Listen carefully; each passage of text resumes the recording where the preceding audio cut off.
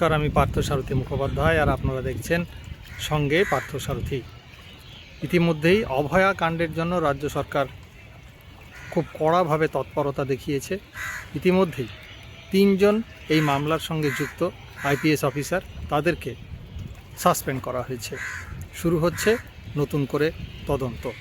সোমবার সম্ভবত এই নিয়ে রাজ্য মন্ত্রিসভা কোনো গুরুত্বপূর্ণ সিদ্ধান্ত নিতে পারে। সত্যি কি মিলবে শেষ পর্যন্ত অভয়ার সুবিচার? মূল ভিডিও এই নিয়েই, আপনারা সঙ্গে থাকুন। তার আগে প্রথমেই বলে নেব নিয়মিত 2-4টি কথা। যারা আমার ভিডিও নিয়মিত দেখেন এবং সাবস্ক্রাইব করেছেন তাদেরকে আন্তরিক ধন্যবাদ এবং কৃতজ্ঞতা জানাই। আর যারা রাজনৈতিক খবর দেখতে শুনতে পছন্দ করেন তাদেরকে অবশ্যই বলবো এই চ্যানেলটি সাবস্ক্রাইব করে রাখতে।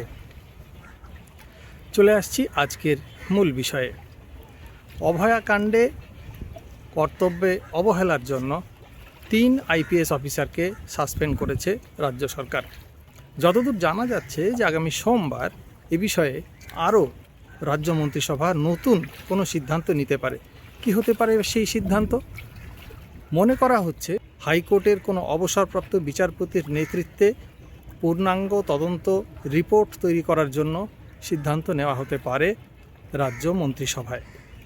এটা এখনও পর্যন্ত অনুমান, কিন্তু যা গতি প্রকৃতি সেদিকেই যাচ্ছে। অনেকেই বলছেন যে এর ফলে অভয়া কাণ্ডের সুবিচার পাওয়ার দিকে এক ধাক্কায় অনেকটা এগিয়ে যাওয়া গেল। হ্যাঁ, হয়তো গেল, কিন্তু এই মামলা শেষমেশ কবে শেষ হবে এবং এখনও পর্যন্ত যা গতি প্রকৃতি বা যা সিদ্ধান্ত নেওয়া হচ্ছে তাতে কি সত্যিই শেষমেশ অভয়া সুবিচার পাবেন? অভয়ার মা ইতিমধ্যেই নির্বাচিত জনপ্রতিনিধি হিসেবে বিধানসভায় শপথ নিয়েছেন। তিনি এখন বিধানসভার সম্মানিত সদস্য। তিনি জানিয়েছেন যে তিনি খুশি, কিন্তু পুরো বিষয়টি এখনও প্রমাণ সাপেক্ষ।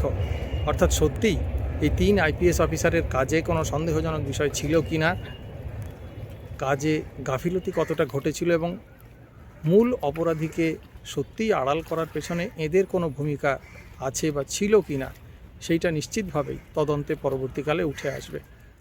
আমরা এই নিয়ে কথা বলেছিলাম পথ চলতি কিছু সাধারণ মানুষের সঙ্গে। দেখা যাক তারা কি বলেন। হ্যাঁ, নিশ্চয়ই ভালো পদক্ষেপ। কোর্টের তো এটা হবে, কোর্টের জজ সাহেব যা করবেন তার উপর ডিপেন্ড করছে এটা। যে সরকার 3 সেই সময়কার পুলিশ অফিসারকে সাসপেন্ড করেছেন, এই নিয়ে সাধারণ মানুষ হিসেবে আপনার কি মনে হয়? কেসটা ওপেন হলো, আবার যদি নতুন করে কিছু ক্লু পাওয়া যায় সেটা চেষ্টা করে দেখছি। এটা দেখা যাক কতদূর কী জোগাড় করতে পারে পরবর্তীকালে। আগে তো হয়নি যখন, এখন দেখা যাক তার চেষ্টা করে যদি পারে, সেটা মনে হয় মঙ্গলই হবে। ঠিক ঠিক। আপনি কিছু বলবেন, কি মনে হয় এই বিষয়টা নিয়ে? বিচারে যা ভালো হবে সেইটাই হবে। বিচার চাই, বিচারটা চাই। এটাতে কি মনে হয়? বিচার চাই, ওই তো বিচার চাই, আবার বিচার, সুষ্ঠু বিচার ব্যবস্থা চালু হোক, সুষ্ঠু বিচার হোক, এটাই আমরা চাই। এতে সুবিচার পাওয়া যাবে, এক ধাপ এগোনো গেল। আশা করছি, আশায় লোক বাঁচে, আশায় চাষায় বলে। কিন্তু এখনও পর্যন্ত যা পরিস্থিতি, আমরা অতীতে যা যা দেখেছি, তাতে কি সত্যিই এই ঘটনায় প্রকৃত সুবিচার, প্রকৃত দোষীকে ধরা, আইনের সামনে নিয়ে আসা শেষমেশ কি সম্ভব হবে? সেদিকে তাকিয়ে থাকতে হবে। এই প্রশ্নটা উঠছে তার কারণ ইতিমধ্যেই রাজ্যে অতীতে এই ধরনের বিভিন্ন ঘটনায় আমরা দেখেছি যে পুলিশি নিষ্ক্রিয়তার অভিযোগ থাকলেও বা পুলিশি অতি সক্রিয়তার অভিযোগ থাকলেও যা যা তদন্ত হয়েছে শেষমেশ তা কিন্তু আইনের দোরগোড়ায় গিয়ে থমকে গেছে, পার হয়ে গেছে দীর্ঘ সময়। 2011 সালের আগে ঠিক একই ধরনের যে ঘটনায় রাজ্য জুড়ে আলোড়ন তৈরি হয়েছিল এবং সেই আলোড়ন রাজ্যের বাইরেও ছড়িয়ে পড়েছিল, সেটা হলো রিজওয়ানুর হত্যাকাণ্ড। সেই রিজওয়ানুর হত্যাকাণ্ডের মনে রাখতে হবে, কিনারা কিন্তু আজ পর্যন্ত হয়নি, দোষীরা শাস্তি পায়নি। যারা অভিযুক্ত পুলিশ আধিকারিক, যাদের বিরুদ্ধে অভিযোগ উঠেছিল মূল দোষীদের আড়াল করবার, তারাও কিন্তু আইনের বেড়াজাল পার করে তারা কিন্তু বেরিয়ে গেছেন। মামলা এখনও শেষ হয়নি, এখনও অসমাপ্ত অবস্থায় পড়ে রয়েছে।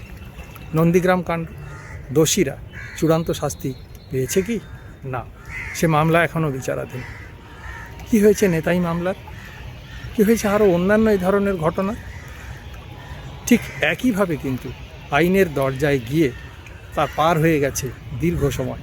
এমনকি সুশীল পাল মার্ডার কেস, বালিতে খুন হয়েছিলেন চিকিৎসক সুশীল পাল, শ্রীরামপুর ওয়ালস হাসপাতালে তিনি নিযুক্ত ছিলেন, নৃশংসভাবে তাকে খুন করা হয়।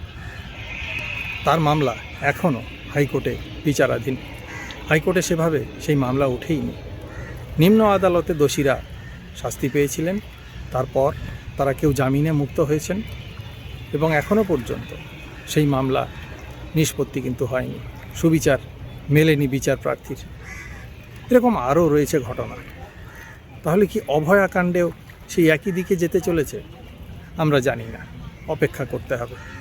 তবে হ্যাঁ, এখনও পর্যন্ত 3 যে আইপিএস অফিসার এই মামলার সঙ্গে যুক্ত ছিলেন, বিনীত গোয়েল সহ আরও যে 2 উচ্চপদস্থ আইপিএস অফিসার ছিলেন, রাজ্য সরকার প্রাথমিকভাবে তাদের 3 জনকেই সাসপেন্ড করেছে। এই মামলা কতদিন চলবে, কবে শেষ হবে, উত্তর জানা নেই। তবে অতীত অভিজ্ঞতা বলছে এই ধরনের ঘটনায় কিন্তু দীর্ঘ সময় লেগে যায় মামলার নিষ্পত্তি হতে। শেষমেশ কি সত্যিই তাই হবে এই রাজ্যের ক্ষেত্রেও? আমরা জানি না কি হতে পারে। কেমন লাগলো আজকের এই ভিডিও আপনারা অবশ্যই আমাদের মন্তব্য করে জানাবেন নিচের কমেন্ট বক্সে। আর যদি ভালো লাগে তাহলে অবশ্যই লাইক, কমেন্ট এবং শেয়ার করে পৌঁছে দেবেন আরও বহু মানুষের কাছে। আজ তাহলে এই পর্যন্তই। নমস্কার, ধন্যবাদ, ভালো থাকবেন।